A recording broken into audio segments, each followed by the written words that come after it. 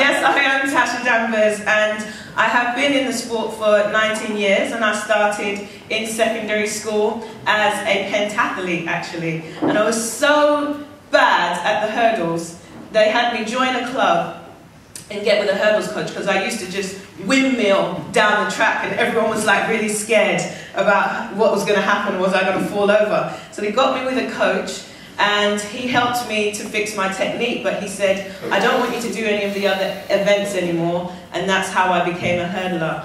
My parents were both athletes. They competed for, my mother was a javelin and a high jump thrower, a high jumper for Croydon Harriers, and my dad was a sprint hurdler for Herne Hill Harriers. So I kind of came from good athletic genes, and so it was probably in the stars that I would end up doing athletics. But the one thing I want to express to you is that when I stand up here, you look at me and you think, oh, you know, wow, she's an Olympian, she's this, she's that. But there was a time when I was sat right where you are.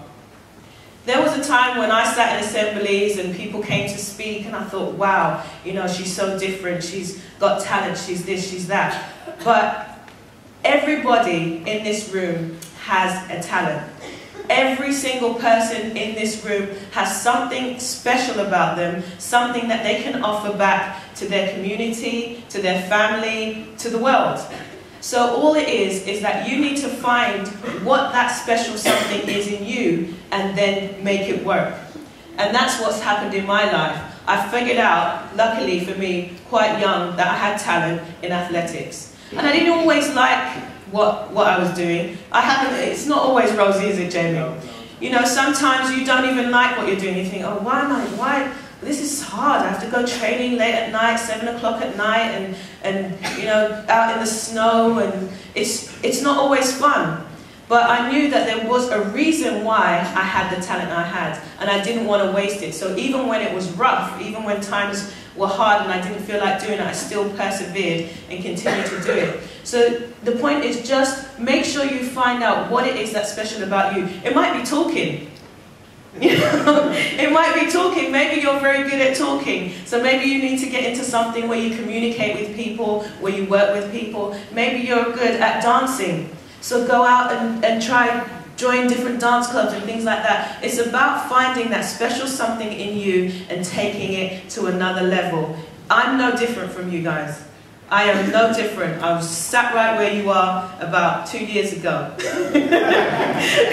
I was sat right where you are, and I was just a student going through my GCSEs and all sorts. So don't look at me and think, oh, she's different, she's something special, and I could never be like her. Everybody in here can be the best that they can be in whatever area they choose to.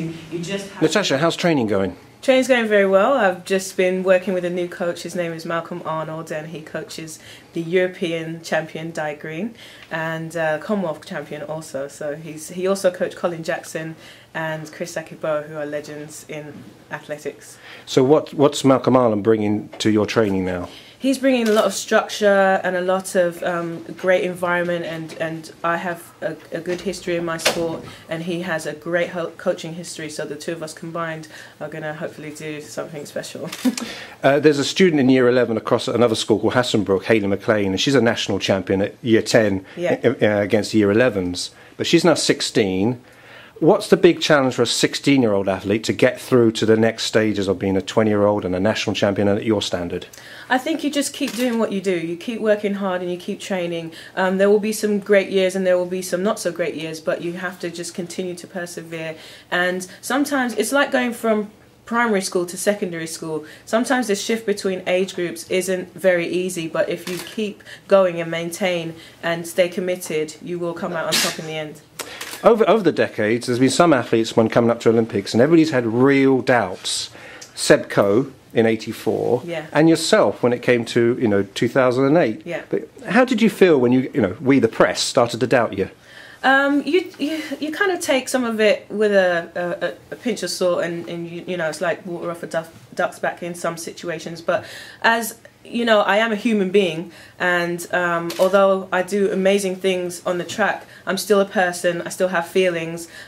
Stuff still gets to me. So as a human being who's living life, and it is difficult to take criticism or to hear criticism of yourself, especially when you know that you are doing your very best and trying your very best. So it can be hurtful, but the nature of what I do is that you don't have time to wait around and to feel sorry for yourself. You have to have your moment, cry if you want to, do what you have to do, but then you have to get back on the horse and get going, otherwise you'll miss your opportunity to maximise your potential. Everybody talks about your medal in 2008. Everybody's talking about 2012, but this is 2011, so what are the plans for 2011? 2011 is about getting myself back on the block. I've had quite a few years of being injured. After 2008, just a lot of situations. I've had surgery. So for me, it's about getting myself back out there on the circuit and being reacquainted with my sport, letting people know I'm still out there, and just trying to establish myself again as one of the world's best hurdlers.